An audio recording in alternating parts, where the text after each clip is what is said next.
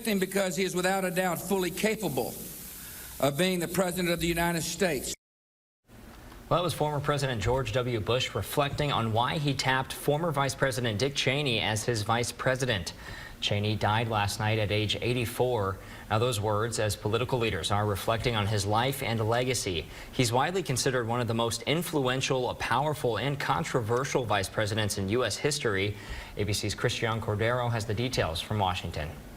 This morning, the American flag at the Trump White House is lowered to half-staff in honor of a Republican political foe, Dick Cheney, a political career that took him from the youngest presidential chief of staff to the second highest office in the land, and maybe the most powerful vice president ever.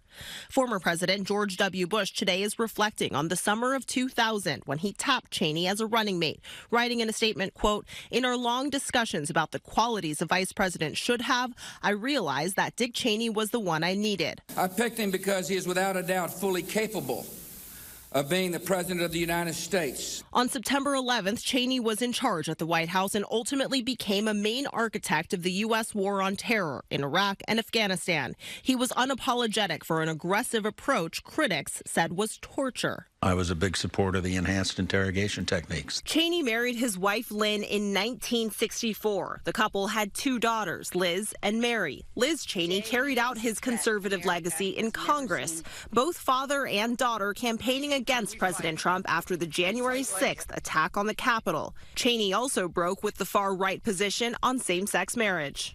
As many of you know, one of my daughters is gay, and something that we've lived with for a long time in our family. I think people ought to be free to enter into any kind of union they wish.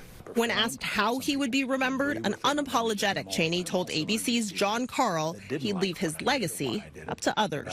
I'm very comfortable with what I did and why I did it and how I did it, and I'll let others judge whether they liked it or not.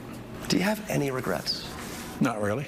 Today, House Speaker Mike Johnson offered his condolences, saying, quote, "We give honor where honor is due, and honor is certainly due to him." Christian Cordero, ABC News, Washington. Now, Governor Kim Reynolds released a statement on Cheney's passing, saying Dick Cheney will be remembered as a remarkable statesman in Congress and the executive branch in times of peace and war, at home and abroad. Now, above all, he will be remembered as a patriot who dedicated his life to the service of his country.